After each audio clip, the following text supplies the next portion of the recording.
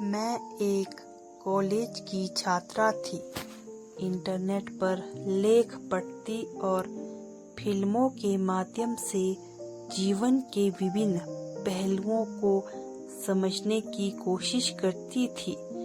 मैंने समझा कि स्त्री और पुरुष की शारीरिक ज़रूरतें होती हैं और दोनों एक दूसरे की आवश्यकता को पूरा करते हैं। मुझे महसूस हुआ कि संभोग एक सुखद एहसास है जो मेरी शारीरिक ज़रूरतों को पूरा करता है और स्त्रीत्व की पूर्ति करता है। मेरा एक बॉयफ्रेंड बना और मैंने अपनी इच्छा उससे जाहिर की कि मैं संभोग का आनंद लेना चाहती हूँ। हम दोनों ने इसे अनुभव किया और मुझे यह जादुई एहसास लगा। लेकिन कुछ समय बाद हमारा ब्रेकअप हो गया और मैं किसी दूसरे लड़के के साथ संबंध बनाने लगी। मेरे माता पिता ने मेरे लिए एक अच्छा लड़का खोजा और मेरी शादी कर दी। पहले कुछ दिन तो सब कुछ अच्छा चला, लेकिन धीरे धीरे मेरा मन संभोग से हटने लगा। जब पति पहल करते तो मैं बहाना बना देती। हमारे रिश्तों में खटास आने लगी और मैंने डॉक्टर से संपर्क किया। डॉक्टर ने बताया कि उम्र के साथ साथ ये परेशानियां होती है, लेकिन मुझे कोई राहत नहीं मिली। मेरे पति भी मुझसे दूर रहने लगे और उन्होंने कहा कि पत्नी होते हुए भी उनकी शारीरिक ज़रूरत पूरी नहीं हो पा रही। अब साथ रहने का मतलब नहीं। यह बात मुझे अंदर तक चुभ गई। मेरे पति की यह बात मुझे बहुत बुरा लगा।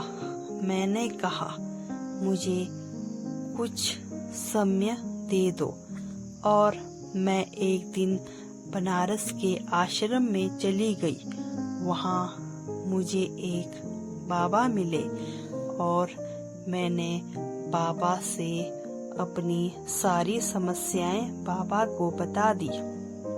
बाबा ने तुरंत इस बात को पकड़ लिया कि शादी से पहले मेरे कितने लोगों के साथ संबंध थे। मैंने बताया कि 3। बाबा ने कहा कि जब स्त्री किसी पुरुष के साथ संबंध बनाती है तो उसके अंग अंग में उस पुरुष की याद बसती है, लेकिन जब यही काम 2 से 3 लोगों के साथ किया जाता है तो शरीर इस बात को समझ नहीं पाता कि आपका असली पार्टनर कौन है और आपको संभोग में समस्या होती है। अब मुझे समझ आया कि ग्रंथों में इस बारे में क्यों जिक्र किया है कि विवाह से पहले यह करना गलत बात है। आजकल की लड़कियां अपनी इच्छाओं को पूरा करने के लिए किसी के सामने भी अपने आप को समर्पित कर देती हैं, लेकिन इसका परिणाम शादी के बाद पछतावा होता है। अब मैंने समझा कि शादी से पहले संबंध बनाना गलत है।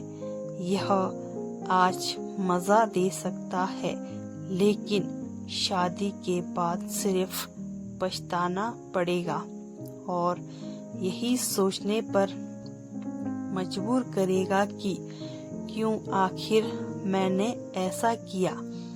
इस अनुभव ने मुझे यह सिखाया कि संयम और समझदारी से लिया गया निर्णय ही जीवन में स्थायी सुख और शांति ला सकता है। अपने शरीर और मन का सम्मान करना बहुत जरूरी है ताकि हम अपनी जिंदगी को सही दिशा में ले जा सके और भविष्य में किसी भी प्रकार के पछतावे से बच सके। आप भी कभी अविवाहित होने से पहले ऐसी गलती बिल्कुल ना करें ताकि आपको आगे पछताना ना पड़े। आपको मेरी यह कहानी कैसी लगी कमेंट करके ज़रूर बताएं। अगर आप लोगों को मेरी यह कहानी अच्छी लगती है तो आगे भी शेयर ज़रूर करें।